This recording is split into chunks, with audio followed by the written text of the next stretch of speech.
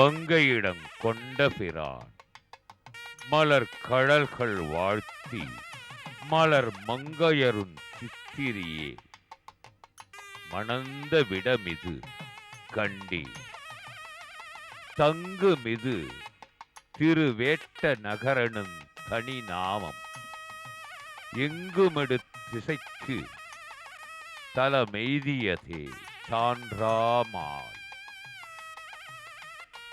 தென்னீர் புனற்கெடில வீரட்டமும் Sirkazhi Vallan திருவேட்டியும் உன்னீரார் ஏடகமும் ஊரல் amber Uraiyur Naraiyur அரணநல்லூர் விண்ணோர் விடையான் விளமா வெண்ணி மியச்சூர் விழிமிழிலை மிக்க கண்ணூர் நூதலார் கரபுறமுங் கபாலியாரவர் தங்காப்புக்களே திருவருள் தரும் திருவேட்டீஸ்வரம். தலபுராணங்கள் பல அற்புதமான திருவிளையாடல்களை தெளிவுறுத்துகின்றன. திருவேட்டீஸ்வரர் புராணம் இதனை இயற்றியவர் ஸ்ரீமான் வெங்கடாச்சலம் பிள்ளை. திரு வேட்டல் ஈஸ்வரர் புராணம் லக்ஷ்மியினால் பூஜிக்கப்பட்ட சிவபெருமானின் தொன்மை வரலாறு என்று பொருள்படுகிறது. இந்த நாமத்தின் முதல் தொடரில் திரு என்ற சொல் மங்களச் சொல்லாகவும் லக்ஷ்மியின் நாமத்தை குறிப்பதாகவும் உள்ளன. தருமமிகு தமிழகத்தில் தலைநகராம் சென்னை மாநகரில் திரு அல்லிக்கேணிக்கு மிக அருகாமையில் அமைந்தருளியிருக்கின்ற திருத்தலம் நகரச் சிறப்பு வர்ணனையையும் அறிவித்தருளுகின்றது. திருக்கையிலையிலே எழுந்தருளியிருக்கும் முழு முதற் கடவுளே திருவேட்டீஸ்வரராக இத்திருத்தல திருக்கோயில் கொண்டதாக தலபுராணம் குறிப்பிடுகின்றது. சித்தர் தொழும் நித்தன் திருவேட்டீஸ்வரனையும் அம்பிகை செண்பகவல்லியையும் தொழும் 1000 கோடி சூரிய சந்திரர்களுக்கு புகலிடம் போல் பிரகாசிக்கும் திருக்கையிலைக்கு ஒப்பாக தலபுராணம் திருவேட்டீஸ்வரரை குறித்து பேசுகின்ற இத்திருத்தலம் காசி திருத்தலம் காலத்தி திருத்தலம் போன்று சிறந்ததென்றும் எந்த தலத்துக்கும் இது ஒப்பாகும் என்றும் இறை அருளே அசரீரி வாக்காக அருள அந்த அசரீரி வாக்கே நிரந்தரமாக திருவேட்டீஸ்வரர் ஆலயத்தில் சூசகமாக இருந்து 17 நித்திய லிங்கங்களில் ஒன்றாக திகழ்கிறது என்ற மகத்தான இரகசியத்தை தலபுராணம் தெரிவிக்கின்றது. தெய்வ திருத்தலத்தில் மூர்த்தி சுயம்பு, தீர்த்தம் புனிதமான செண்பக தடாகம், புனிதத்தை தரும் நாயகனும் செண்பகவல்லி அம்பிகையும் சித்தி முக்தி தரும் கொடையாளிகளாக எழுந்தருளி இருக்கின்றனர் என்பதனை குறித்து அசரீரியை பற்றிய உண்மையை தலபுராணத்தின் பாடல்கள் தெரிவிக்கின்றன. வியாச முனிவர் செய்த 14 புராணங்களையும் கற்றுணர்ந்த சூத முனிவரே, திருவேட்டிச்சுரரின் தலமான்மியத்தை கூறுகின்றார்.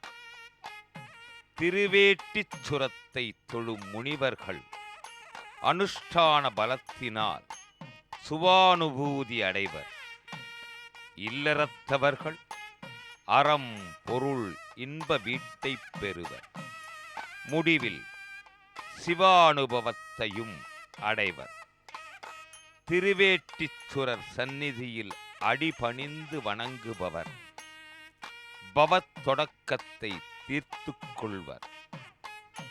அவர்களது பிராரப்தம் தொலையும், பாவம் தொலையும், புனிதம் சேரும். பெருமானின் பெருமையை தர்க்கசாஸ்திரத்தின் பிரமாணங்களால் அளந்திட முடியாது. அவர் சிந்தனை கவசம் கொண்டு உணர்வில் அறியத்தக்க மூர்த்தியாகும்.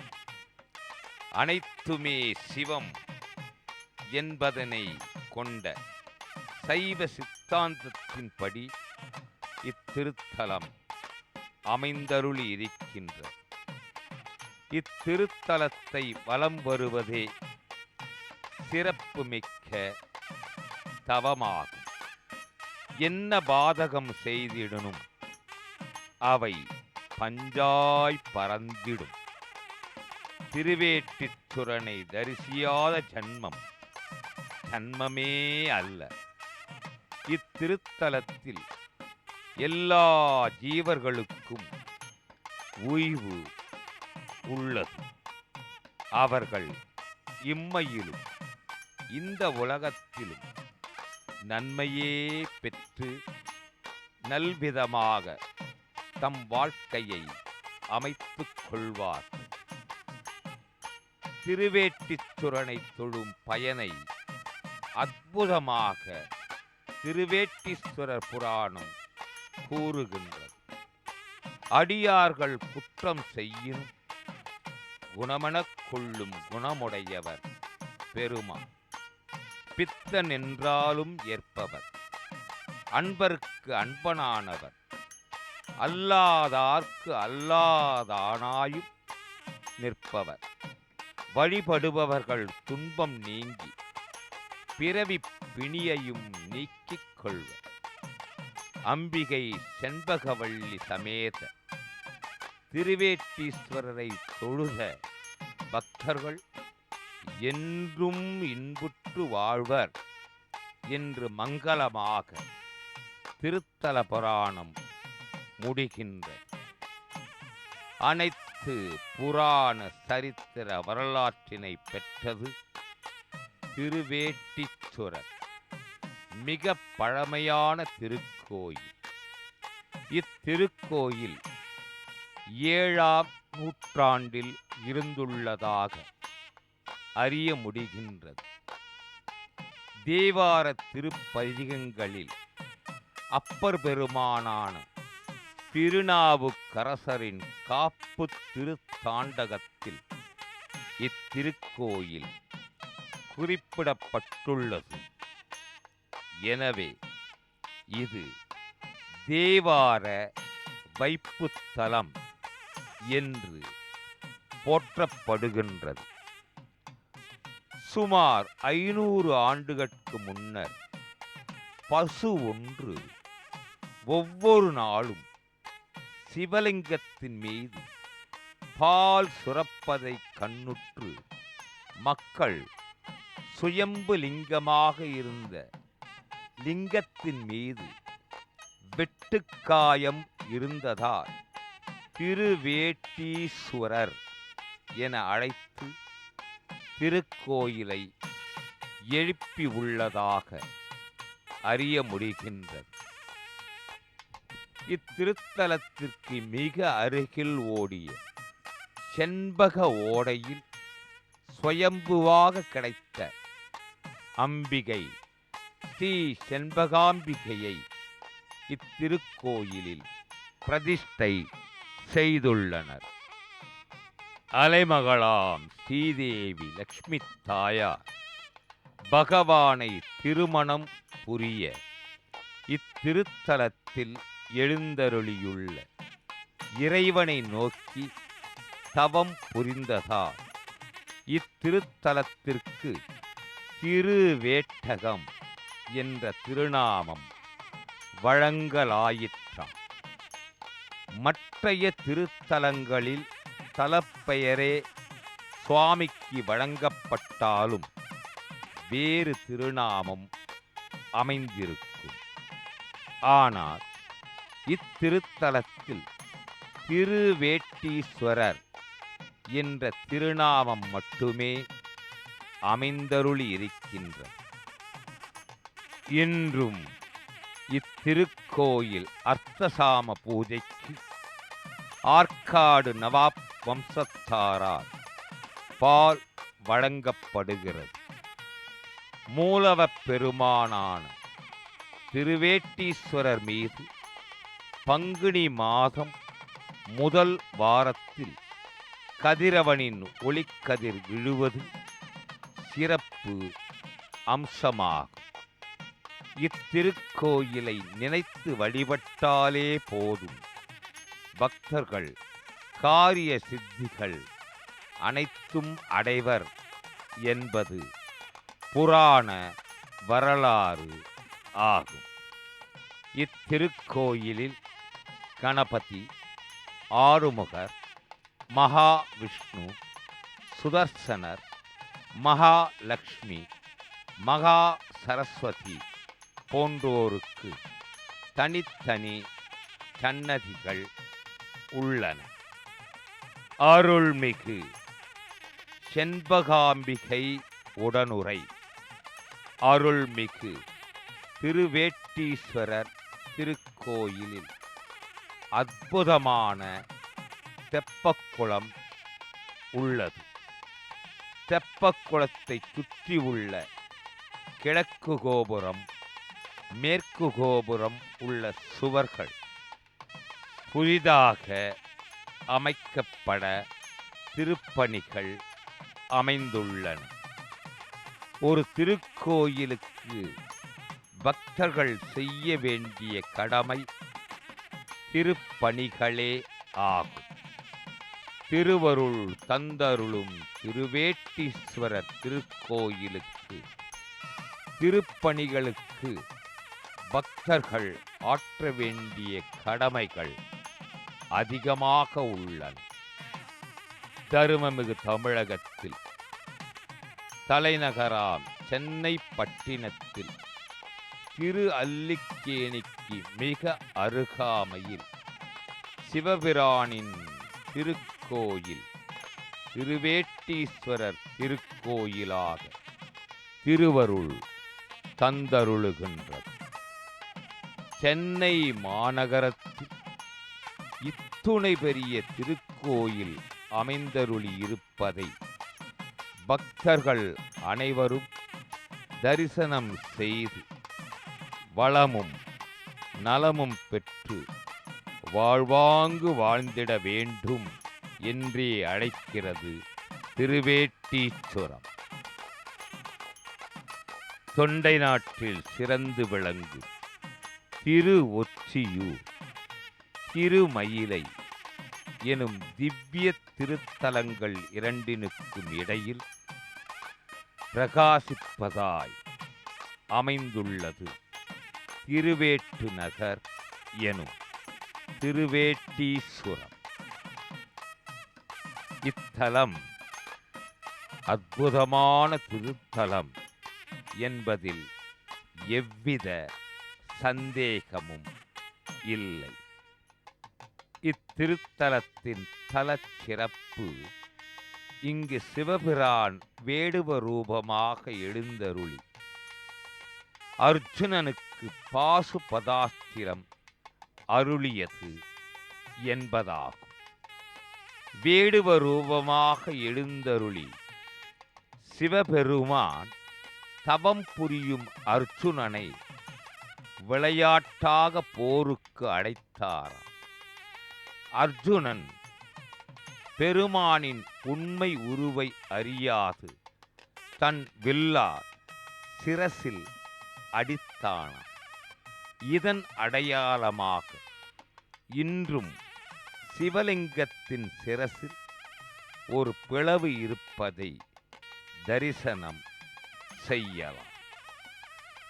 இப்படிப்பட்ட அடையாளமுள்ள லிங்கத்திற்கு பார்த்த பிரகர லிங்கம் என பெயர் பெறுகிறது. இதனை மேதாவிகளும் குருமார்களும் விசேஷமானது என்று கூறுவர்.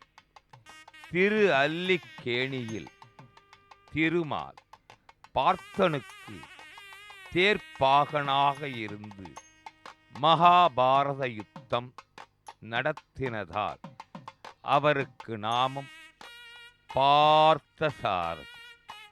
இவை அனைத்தும் புராண சான்றுகள் என்று தெரிவிக்கின்றது தலபுராணம்.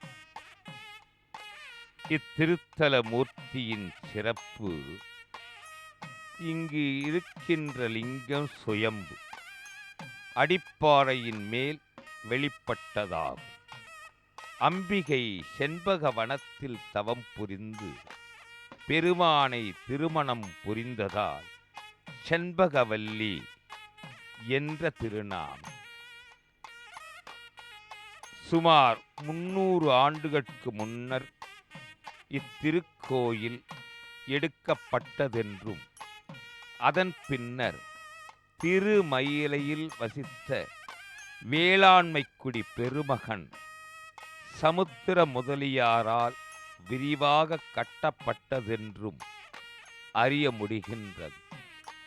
கிழக்கு இந்திய கம்பெனி ஆட்சி காலத்தில் இத்திருக்கோயிலுக்கு கொடுத்த மானியங்களுக்கு சான்றுகள் காண கிடக்கின்றன. சுமார் 90 ஆண்டுகளுக்கு முன்னர் ஆகமங்களை முதன் முறையாக அச்சேற்றி புகழ்பெற்ற கொன்றை மாநகரம் சண்முகசுந்தர முதலியார் என்பவர் தர்மகர்த்தராக இருந்து சாஸ்திரோக்தமாக சில புதிய விக்கிரஸ்தாபனம் செய்தார்கள் என்று கூறுவர். 1893 ஆண்டு சைவ சித்தாந்த சைவ பரமாச்சாரியார்களது கும்பாபிஷேகம் சைவ சித்தாந்த சண்டமாருதம் சீலஸ்ரீ சோமசுந்தர நாயகரின் முதல் சீடரான நல் சுப்பிரமணிய முதலியார் அவர்களால் செய்யப்பட்டது.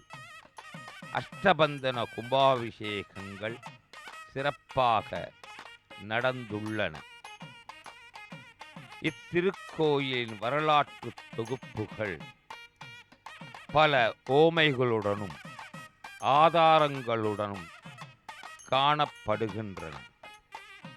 திருவேட்டீச்சுரரின் இடபக்குடி உயர்ந்து காட்சி தரும்.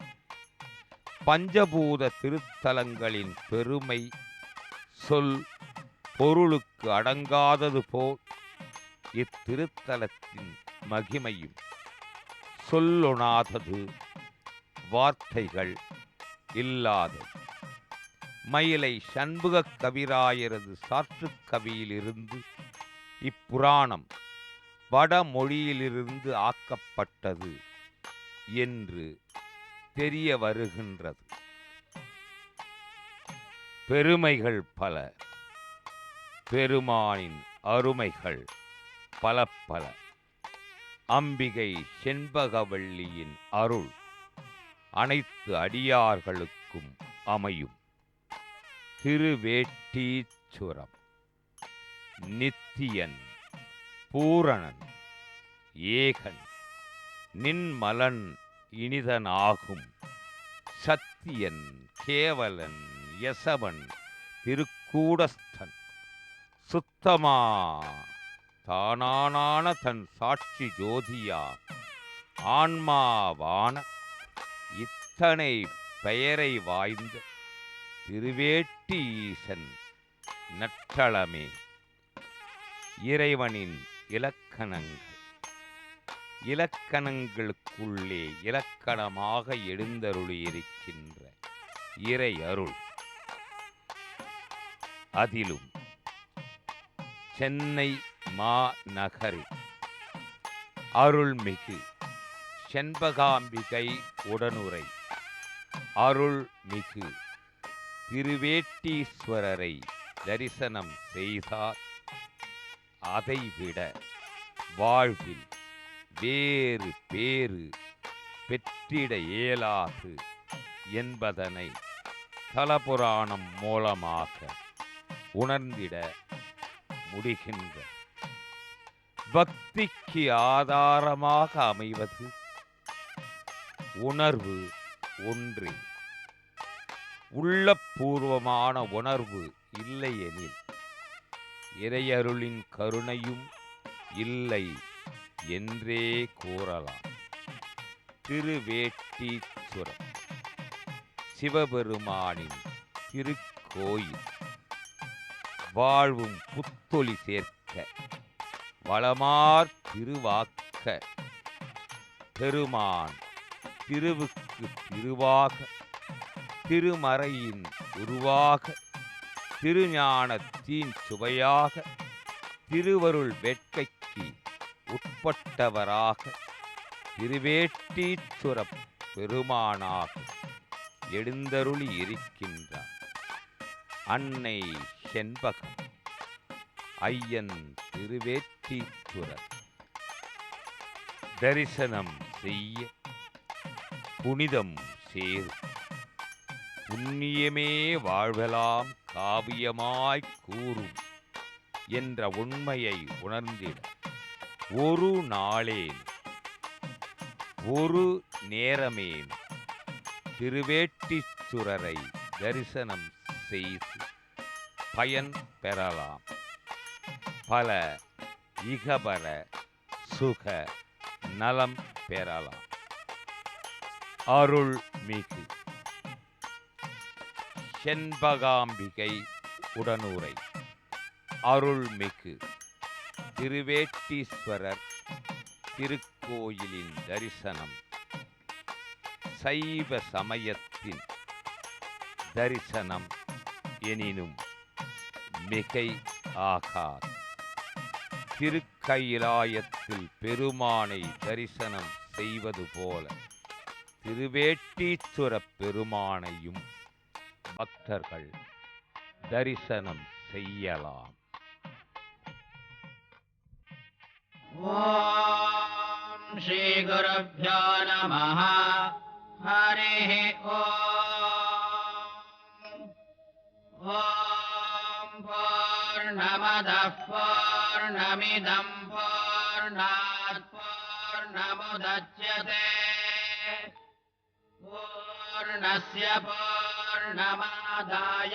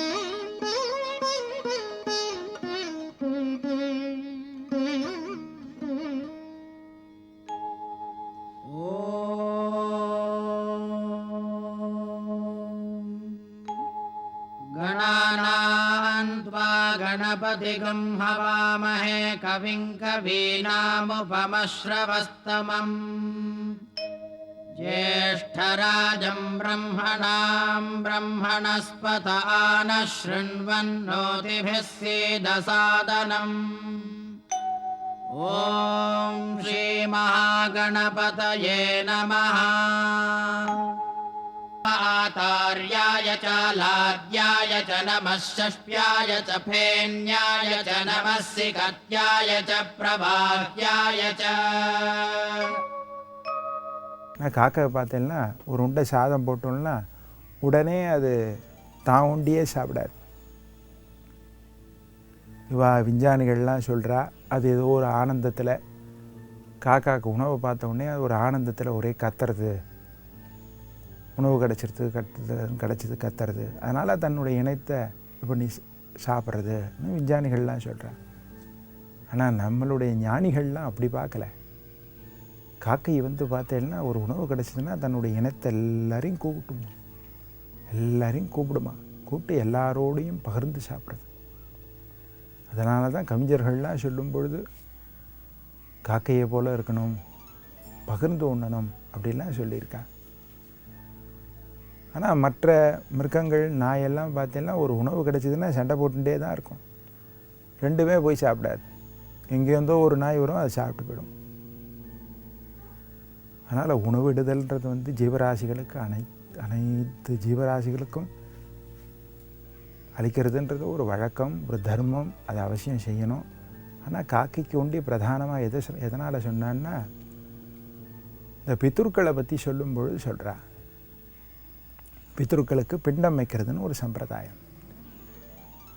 இந்த பிண்டம் வைக்கிற சம்பிரதாயம்ன்றது என்னென்னா அந்த இறந்து போன ஆத்மா, இறந்து போன அந்த ஜீவன் ஆத்மஸ்வரூபியாக பாவனை பண்ணி அந்த ஆத்மாவுக்கு சமர்ப்பணம் பண்ணுறது, அர்ப்பணிக்கிறது.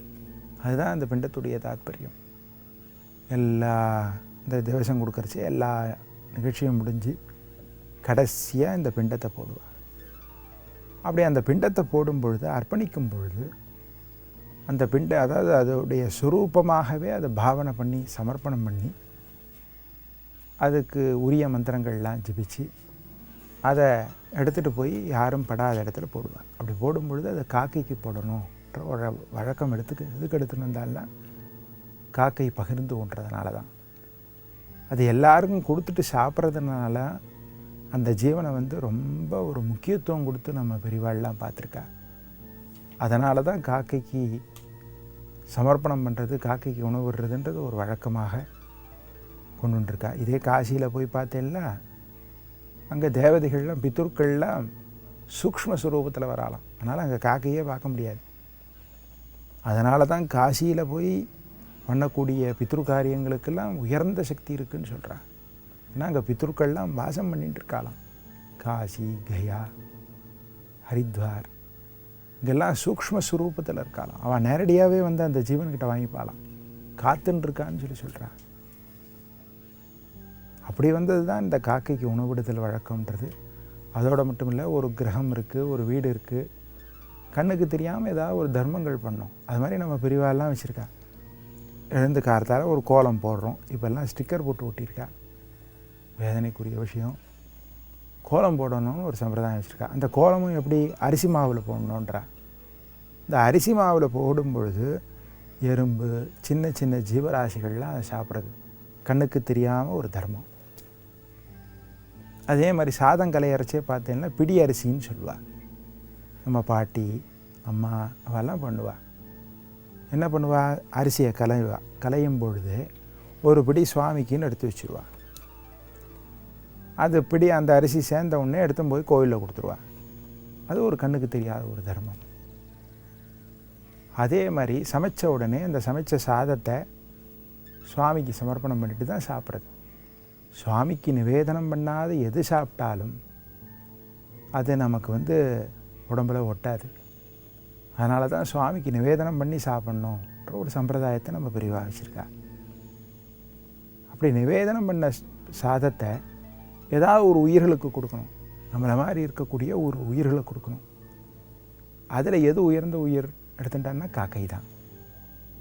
ஏன்னா அது தன்னுடைய இனத்தை எல்லாரையும் கூப்பிட்டு சாப்பிட்றது. அது மாதிரி மனுஷ இனம், மானுடம் தான் ஒண்டி சாப்பிட்டுட்டு இருக்கக்கூடாது. எல்லாருக்கும் பகிர்ந்து கொடுக்கணும். தன்னை மாதிரி இருக்கக்கூடிய ஜீவராசிகள், தன்னை மாதிரி இருக்கக்கூடிய மானுஷத்துக்கு அதை பகிர்ந்து தான் சாப்பிட்ணுன்னு சொல்லியிருக்கு. அதனால தான் அதிதி தேவோ பவான்னு சொல்லுவாள். யாராவது ஒரு விருந்தாளி நம்ம வீட்டுக்கு வந்தாருன்னா அவரை வாசலில் உட்கார வச்சுட்டு நம்ம சாப்பிடக்கூடாது. அவனையும் கூப்பிட்டு உட்கார வச்சுட்டு நாம் சாப்பிட்ற உணவு அவருக்கும் கொடுத்துட்டு சாப்பிட்றதுன்றது நம்மளுடைய கலாச்சாரம். பகிர்ந்து உண்ணுதல் தன்மை. இந்த தன்மையை மானுடத்துக்கு வழங்கணுன்றதுக்கோசரம் தான் காக்கை மூலமாக வழி காமிச்சிருக்கா. நாய் மூலமாக எதுக்கு இது பண்ணுறா? நாய்க்கெல்லாம் எதுக்கு கொடுக்கணும்னு சொல்கிறா? அந்த ஜீவராசிகள்லாம் காக்கை இனத்துலேருந்து ஒரு படி மேலே. அந்த ஜீவராசிகளுக்கெல்லாம் சமர்ப்பணம் பண்ணும் பொழுது தன்னை ஒத்த தன்னுடைய இனத்தை சார்ந்தவர்களுக்கெல்லாம் கொடுக்குற மாதிரி ஒரு சம்பிரதாயத்தில் தான் கொடுக்குறது. அது மாதிரி 4 காலுடைய ஊர்வனங்கள் எல்லாத்துக்கும் சமர்ப்பணம் பண்ணுறதா நினச்சி தான் இந்த நாய்க்கு கொடுக்குறதுன்றது ஒரு வழக்கமாக வச்சுருக்கா. இதெல்லாம் காருண்ய அடிப்படையில் தான். இந்த புத்தகையால் போனேன்னா பிண்டம் போடுறச்சே சொல்லுவாள். அது அந்த பிண்டம்ன்றது சாதத்தை உருட்டி சமர்ப்பிக்கக்கூடியது. அதை எடுத்துகிட்டு போய் சுவாமி பாதத்தில் தான் எடுத்து போய் போடுவாள். இந்த கையில் விஷ்ணு பாதம்னு இருக்கும். அந்த விஷ்ணு பாதத்தில் எடுத்து போய் போடுவாள். அப்படி போடுறதுக்கு முன்னாடி சொல்லுவாள். என்ன சொல்லுவாள்? உங்கள் ஆற்றுல அப்பாவை நினச்சிட்டேலா? உங்கள் அப்பா இல்லையா? அப்பாவை நினச்சிட்டியா? அம்மாவை நினச்சிட்டியா? யார் யாரெல்லாம் இல்லையோ அவளெல்லாம் நினச்சிக்கோ. உங்கள் வீட்டில் இருக்கக்கூடிய பசுமாட்டை நினச்சிக்கோ. இறந்து போன பசுமாட்டை நினச்சிக்கோ. இறந்து போன நாயை நினச்சிக்கோன்றா. ஏன்னா எல்லா ஜீவராசிகளிடத்துலையும் காருண்யம் அப்படி காட்டுற ஒரே மதம் நம்ம இந்து மதம் தான். வேறு எந்த மதத்துலையும் இல்லாத ஒரு சம்பிரதாயம். இந்த புத்தகையால் போடும் பொழுது நம்ம வீட்டில் இறந்து போன எல்லா ஜீவராசிகளும் போடுவாள். யாராவது உன்னோட படித்து உன் கூடயே இருந்த நண்பன் யாராவது இருந்து, உன் ஃப்ரெண்டு யாராவது இருந்தானா, இறந்து போயிட்டானா, அவனை நினச்சிக்கோ. உனக்கு பாடம் சொல்லி கொடுத்த குருவை நினச்சிக்கோ. உனக்கு இசை சொல்லி கொடுத்த ஆசிரியரை நினச்சிக்கோ. உனக்கு தொழில் கற்றுக் கொடுத்த ஆசிரியரை நினச்சிக்கோ. உனக்கு தொழில் யார் கற்றுக் கொடுத்தா அவனை நினச்சிக்கோ. இப்படிலாம் அந்த காருண்யத்தில் போடுறது. அதெல்லாம் காருண்ய பித்திருக்கள்னு சொல்லுவாள். அந்த இடம் ஒரே இடம் புத்தகையா. எதுக்கு சொல்கிறேன்? அப்படி பரம காருண்யமான மதம் என்ன மதம்னா நம்ம இந்து மதம்தான். அந்த இந்து மதத்தில் நம்ம சாதாரண நிலையில் இருக்கும் பொழுது இந்த பரிபக்குவம் வரணுன்றதுக்கோசரம் தான் காக்காவுக்கு சாதம் போடுறது, நாய்க்கு சாதம் போடுறதுன்றா. அதனால் இதிலெல்லாம் வித்தியாசம் உண்டு. ஆனால் இதெல்லாம் ஜீவகாருண்ய அடிப்படையில் செய்கிறது தான். இந்த மாதிரி செய்யும் பொழுது இந்த ஜீவன் பரிபக்குவம் அடைஞ்சு அந்த பரம்பொருளோட கலைக்கணுன்றதுக்கு தான், அந்த பரம்பொருளோட ஒன்று சேரணும். அகம் பிரம்மா அஸ்மி, எல்லாம் பிரம்மம்னு உணரணுன்றதுக்கோசரம் தான் இந்த கிரகஸ்தாசிரமத்தில் இருக்கவால நீ தியானம் பண்ணு, பூஜை பண்ணு, எப்பயும் யோகம் பண்ணு, எப்பொழுதும் தியானம் பண்ணுன்னு சொன்னால் அவனால் செய்ய முடியுமா? அவன் குடும்பத்தை காப்பாற்றணும், மனைவியை காப்பாற்றணும், குழந்தைகளை காப்பாற்றணும், வர அதிதிகளை காப்பாற்றணும், வயதான தாய் தகப்பனை காப்பாற்றணும், இந்த உலகத்துக்கு வேண்டியதெல்லாம் செய்யணும், சன்னியாசிகளை காப்பாற்றணும். இப்படி இந்த கிரகஸ்தாசிரமத்தில் இருக்கிறவனுக்கு நிறைய தர்மங்கள் இருக்குது. இந்த தர்மங்கள்லாம் செய்யணுன்னா அவன் உழைக்கணும். அப்படி உழைக்கும் பொழுது அவனுக்கு ஞானமும் கூட புகட்டணுன்றதுக்கோசரம் இந்த சிறு சிறு தர்மங்கள், இந்த கோலம் போடுறது, இந்த நாய்க்கு உணவுறது, இந்த காக்காவுக்கு சாதம் போடுறது, பசுவுக்கு கீரை கொடுக்கறது, இப்படி எல்லாம் கொண்டு வந்தாள். இதெல்லாம் பண்ண பண்ண பண்ண பண்ண அந்த ஜீவன் ஒவ்வொரு நிலையாக கடந்து முதிர்வு அடைஞ்சு எல்லா இடத்துலையும் பரம்பொருளை பார்க்கக்கூடிய ஒரு பக்குவம் அதுக்கு வந்துடுறது. இப்படி வரும் பொழுது அது எல்லாத்தோடையும் கலந்த பிரம்மமாக மாறி தானும் பிரம்மமாகி அந்த பிரம்மத்தோடு ஒடுங்கிறது. அதுக்கு தான் இந்த தர்மங்கள்லாம் சொல்கிறது. அதனால் இது ஜீவகாருண்ய அடிப்படையில் செய்யறது தான் இந்த தர்மம். ஆன்மீகத்தில் சந்தேகங்கள் வினாக்களாக, அதற்கேற்ற தீர்வுகள் விடைகளாக